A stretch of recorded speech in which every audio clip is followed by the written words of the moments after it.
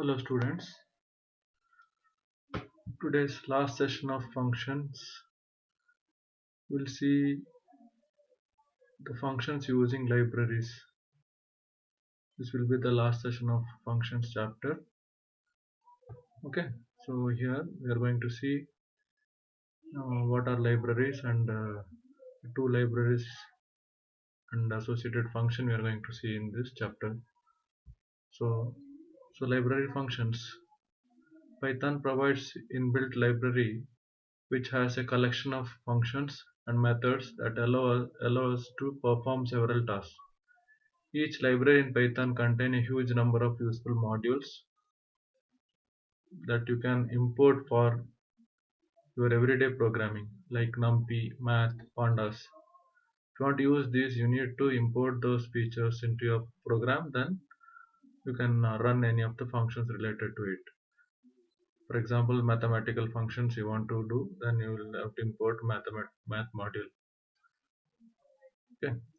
So mainly we are going to see, as per the syllabus, there are two functions, two modules, math module and string module, and functions associated with these modules. So there are many functions under math module and string modules. So you are going to see the most used functions, most commonly used functions. So we'll see one by one. First one is floor. Floor, you write floor within bracket any number. So it returns the largest integer less than or equal to x. X is nothing but the number. So whatever number you pass, it returns the largest integer less than or equal to that. So that means here we have an example here. Import. You need to write import math here because math module, under math module these functions are there. So math dot floor, and you write the number. So for example, the number is 23.54.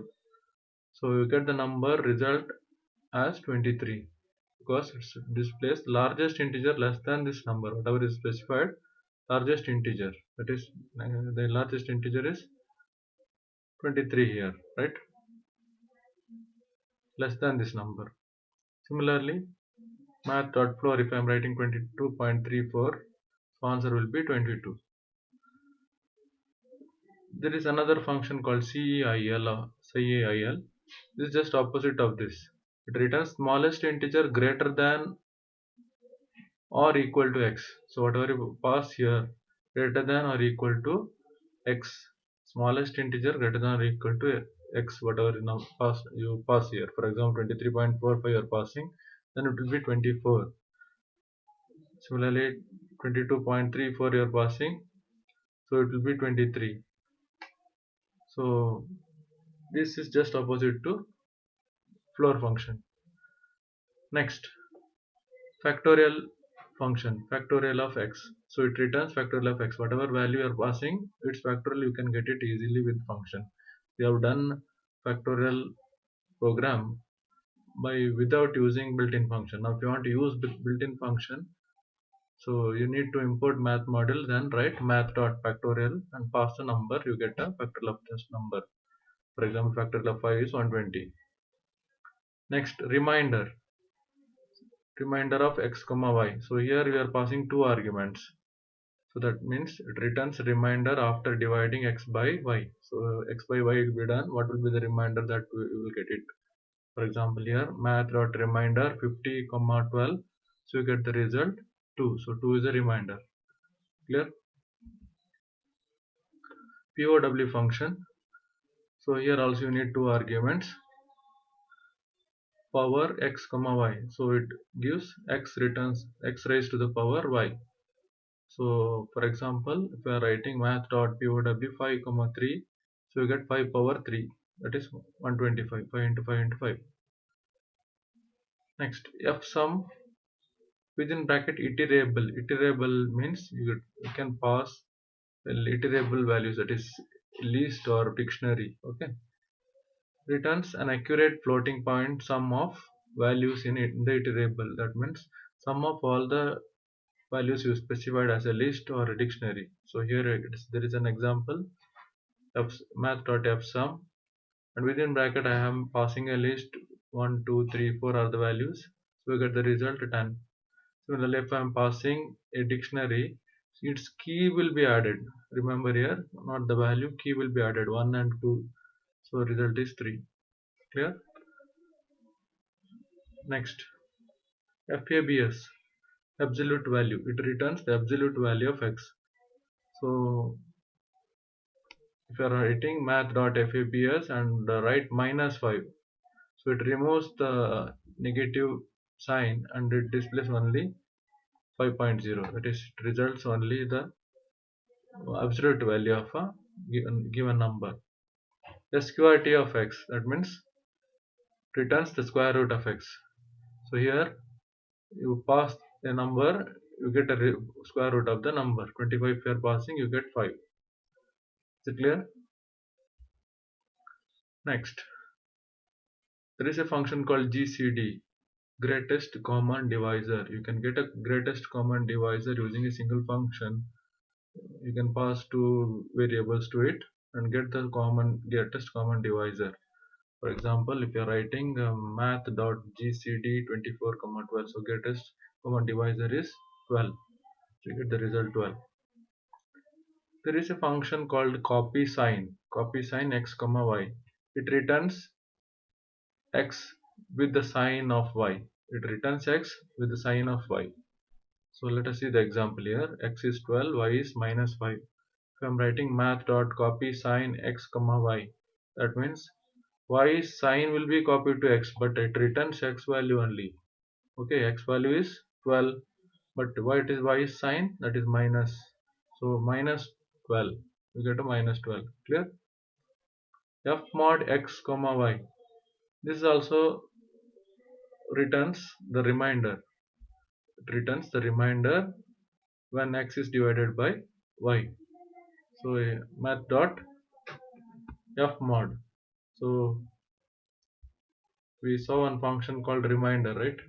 So there is another function using that also you can get the remainder, that is f mod, math dot f mod x comma y. So x is 12, y is 5, so you get remainder 2. Clear? So there are few more functions, sin x, tan x, cosine x. So all these returns the sign value, tan value and cos value of the number passed. Okay, we can also get exponential value, exp of x, e power x, and logarithm value. So all these mathematical function you might have learnt in mathematics, the same function you can get those values, and even the radians to degrees and degrees and radians also you have functions. So after converting also you can pass this value of x, you can get the result. So here math dot sine 30, you get some number like this. So this is direct application of the functions. You just have to know that what function is used for what. Clear? So just to know this application of this function in program, we'll just show you some math module functions in user defined functions. We'll see some examples. For example, want to write a program to find sum of the following series. What is the series? 1 power 2 plus 2 power 2 plus 3 power 2 plus up to n power 2. So everything is power is 2, but number varies from 1 to n. 1 power 2, 2 power 2. So this series you want to get it. So actually you are finding the power, right? So you have a function called power, so that we can use it now here. Okay, we might have done in different ways. So here we'll use that mathematical function.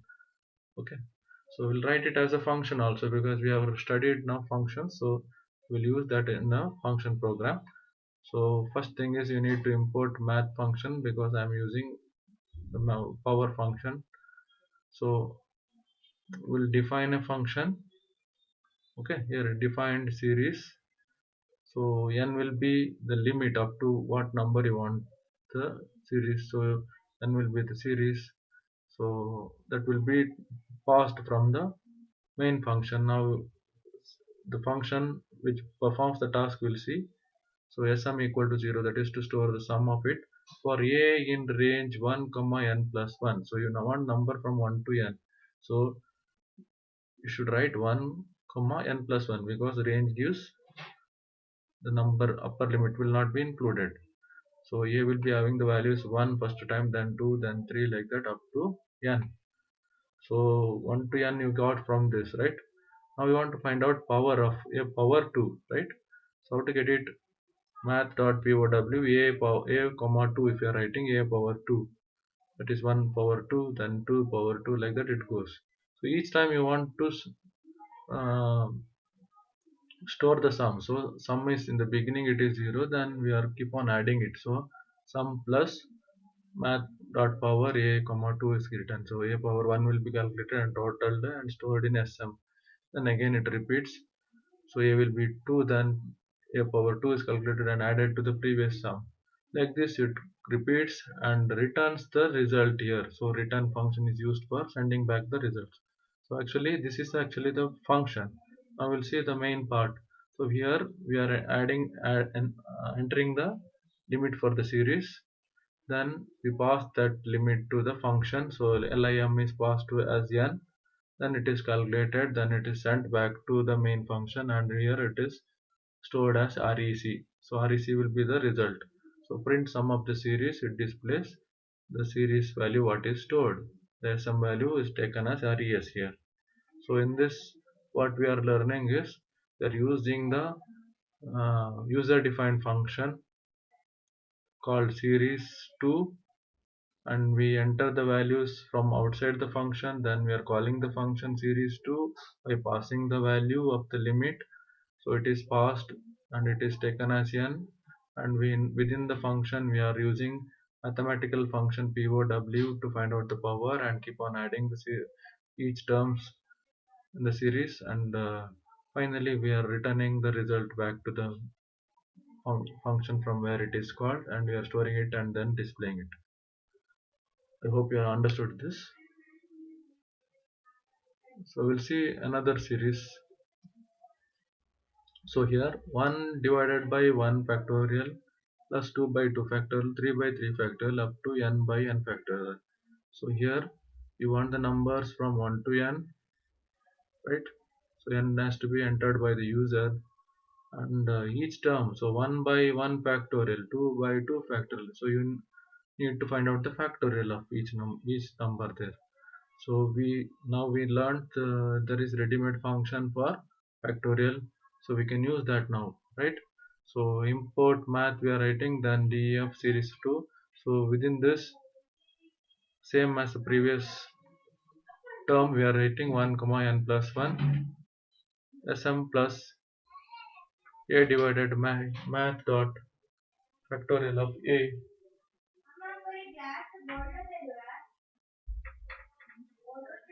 factorial of a. So math dot factorial of a will give you the factorial of the particular number.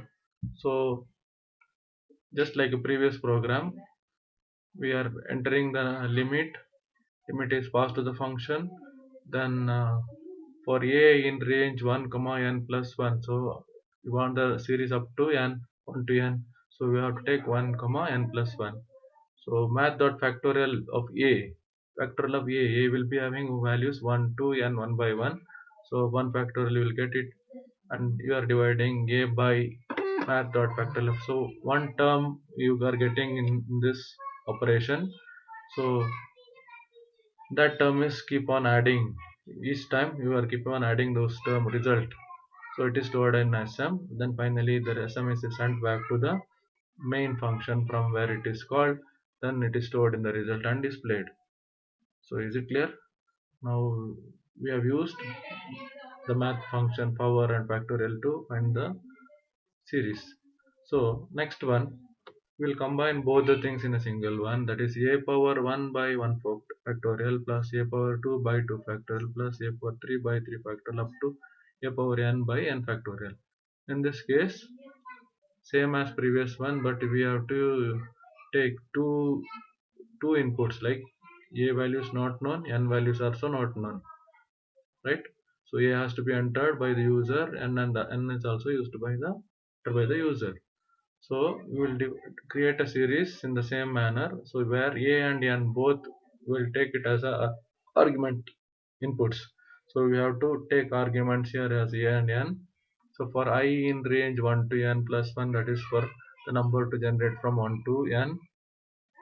So here you can see math dot power a comma I. So a comma I is the number what we are passing. For example, 5, if I am passing 5, so 5 power 1 by 1 factorial, 5 power 2 by 2 factorial, like this its series will be. So a should be power a comma I. So that means a power 1, then a power 2. So this is upper part. Similarly, below part you have to get the factorial of a particular number. So math dot factorial of I, if you are writing, you will get the factorial of that number. Clear? So one term will be calculated first time, then again it will be added to SM, then loop continues, then the second term will be calculated, then added to SM. Like this, total will be stored in SM, then you are returning the SM value to the function from where it is called. But in the main function, you see the difference. Here we are entering the base, that is nothing but the a value. Similarly, limit, that is nothing but n value. So x and limit both are taken by the user. Then we are passing x and that values, that is x comma limit. It will be taken as a and n. We can use the same variable name or different variable names. So here it will be performed and sent back to the result in RES, back to the function from where it is called and stored as RES, then the result is displayed. So this will be the output of the series. Clear? So now we know how to use mathematical function in user defined functions. Clear? The next one is string functions. So just like mathematical function, so some operations on strings also we need to do it. That for that we need to use uh, string functions. There are few string functions. We'll see one by one. The first one is capitalize. So here we have a string. So what is string? String is any text enclosed within double quotes or single quotes or triple quote is considered as string. So here there is a string. If I am writing txt dot capitalize, what happens? Converts first character to uppercase. So that means each word's first character, sorry, the complete sentences first character is converted, that is only h is converted into capital letters, that is uppercase letters. Clear? Capitalize is to capitalize the first character of the string. Similarly, count returns the number of times a specified value occurs in a string. So here we have used a list, but it works for strings also in the same manner. We'll see this example. So fruits equal to apple, comma, banana, comma, cherry. That means three strings, three values are stored in a list here. So I want to count how many times cherry is entered. So what I can do, fruits dot count, then I can pass the value, that is or the string. So what happens, this particular string, how many times it is, or this particular value is repeated in the list in this case. Similarly, if I pass a string, I can give a character or a string substring here. So it will repeat how many times that particular word or character is repeated. It will count. Clear? Next, index. Index searches the string for specified value and returns the position of where it was found. For example, we have a text here, string here, hello, welcome to my world. So if I'm writing txt dot index welcome, that means where that welcome is found in this string. So index position, that means 0 1 2 3, like this you have to count where the welcome word starts. So that is in 7th position, index 7, so it will display the result as 7. Next is join. Joins the elements of an iteratable to the end of the string. Iteratable means we have seen that list tuples, all this we call it as iteratable. So iteratable values, if you are passing, for example, my tuple equal to a tuple is passed where John, Peter, and Vicky are the values of the tuple. So if I'm writing a string dot join, that string is hash, we are stored as hash dot join to my tuple. What happens? Each element of the iterable is joined with this hash. So John hash Peter hash wiki, like that it comes. Clear?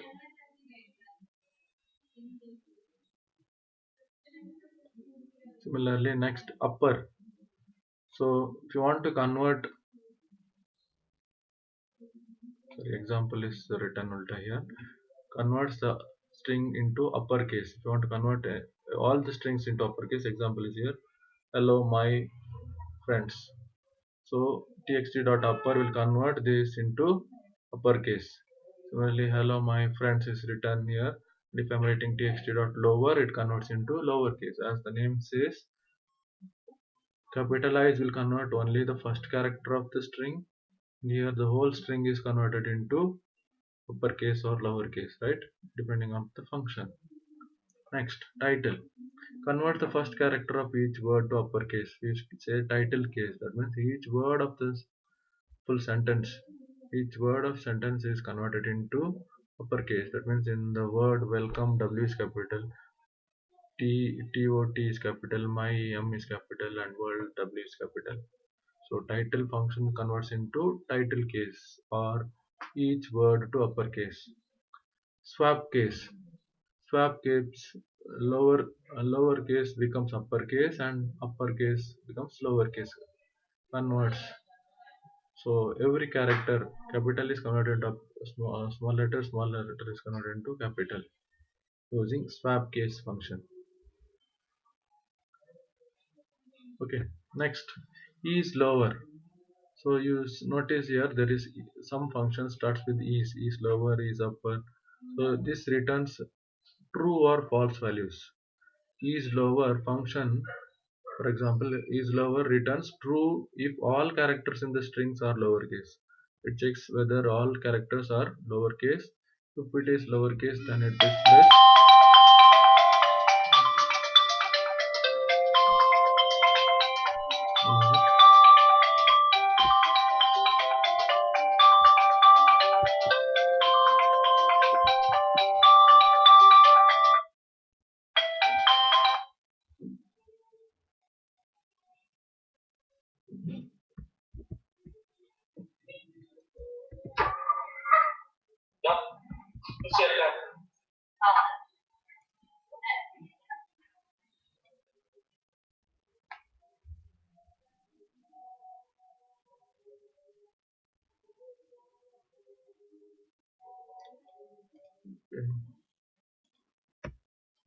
So is digit function, it checks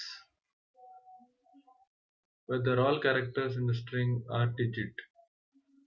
So if it is digit, it displays true. Similarly, is alpha function checks whether all characters of the strings are alphabets. So if all are alphabets, then it gives true, otherwise it gives false. So in this example, there is one number also in this, so it gives false here. So is alphanumeric, that means returns true if all characters in the strings are alphanumeric, that means alphabets and numbers. So in this company 12, so it is alphanumeric, so it is displays true. Similarly, is title returns true if the string follows the rules of title. Title is nothing but title case. So whether it is in the string is entered in the string is in title case. Title case means first character of the word is capital. So here each word's first character is capital, so it displays true. Replace. Replace function returns string where a specified value is replaced with specified value. So one value you want to replace with another, then you can use replace function. So here I like bananas is the string. So txt dot replace bananas comma apples. That means bananas you want to replace with apples. Then you can write like this. So wherever banana is found, it will be replaced with the apples. So to display that, the result will be I like apples. So one word, one string you want to replace with another, you can use. Within a string, one word you want to replace with another, you can use this replace function. Split splits the string at the specified separator and returns a list.